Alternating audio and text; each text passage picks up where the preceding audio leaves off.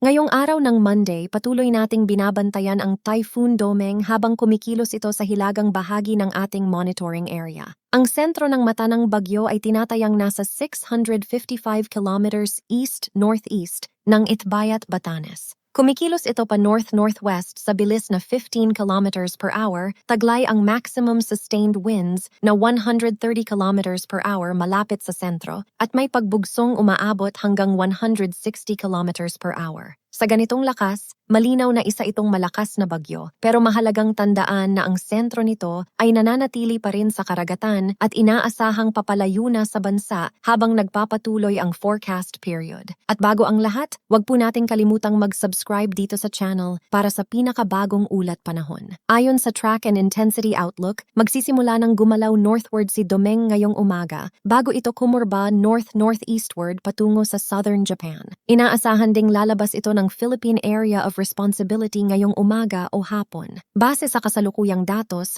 mukhang naabot na ni Domeng ang kanyang peak intensity at maaari nitong mapanatili ang lakas habang gumagalaw sa bahagi ng Okinawa, Japan. Pagkatapos nito, inaasahan na ang unti-unting paghina ng bagyo. Kaya para sa Pilipinas, ang mas mahalagang bantayan ngayon ay hindi na ang landfall ng sentro, kundi ang magiging epekto nito sa southwest monsoon at sa pag-ulan sa ilang bahagi ng bansa. Ngayong araw, inaasahan ang heavy rainfall na nasa 50 hanggang 100 millimeters sa Palawan at Occidental Mindoro dahil sa southwest monsoon. Bukas, June 2, ang mga lugar na may ganitong rainfall outlook ay Bataan, Palawan, at Occidental Mindoro. Pagsapit naman ng Wednesday, June 3, ang Zambales at Bataan ang nasa heavy rainfall outlook. Ang dami ng ulan ay maaari pang mas mataas sa mga kabundukan at matataas na lugar. Kaya mas kailangan ang pag-iingat sa mga lugar na malapit sa bundok, gilid ng burol, at mga lugar na dati nang nagkakaroon ng landslide kapag nabababad sa ulan. Isa pa sa dapat bantayan ay ang epekto ng mga naunang pag-ulan. Kapag ang lupa ay basa na bago pa dumating ang panibagong ulan, mas mabilis itong mapuno ng tubig at mas tumataas ang posibilidad ng pagbaha o pagguho ng lupa. Kaya kahit ang forecast rainfall ay nasa 50 hanggang 100 millimeters,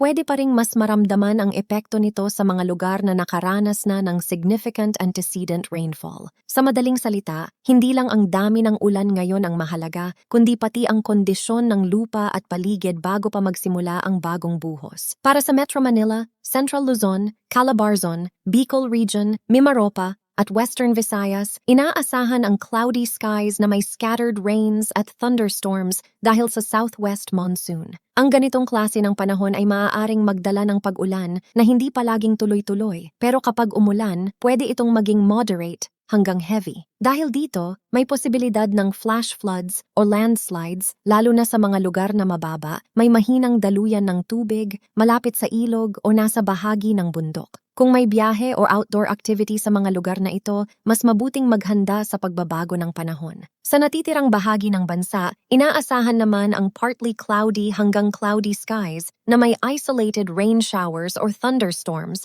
dahil sa localized thunderstorms. Ibig sabihin, hindi lahat ng lugar ay makakaranas ng ulan sa parehong oras. May mga lugar na pwedeng manatiling maalinsangan o bahagyang maaliwalas, habang sa ibang lugar ay biglang kakapalang ulap at susunod ang pag-ulan. Kapag severe thunderstorm ang tumama, posible pa rin ang flash floods or landslides, lalo na kung malakas ang buhos sa maikling panahon. Bukod kay Domeng at sa southwest monsoon, may isa pa tayong sistema na minomonitor mula sa kanluran. Hindi ito nakikitang kasing lakas ni Bagyong Domeng, pero sapat ito para magdala ng mga pag-ulan sa kanlurang bahagi ng bansa. May moderate chance ito ng development at sa mga simulation run, nakikita itong kikilos pahilagang silangan at posibleng dumaan sa bahagi ng extreme northern Luzon. Dahil nahihila rin ito ng mas mataas na sistema sa higher latitude, maaari pang magbago ang kilos at galaw nito sa mga susunod na update.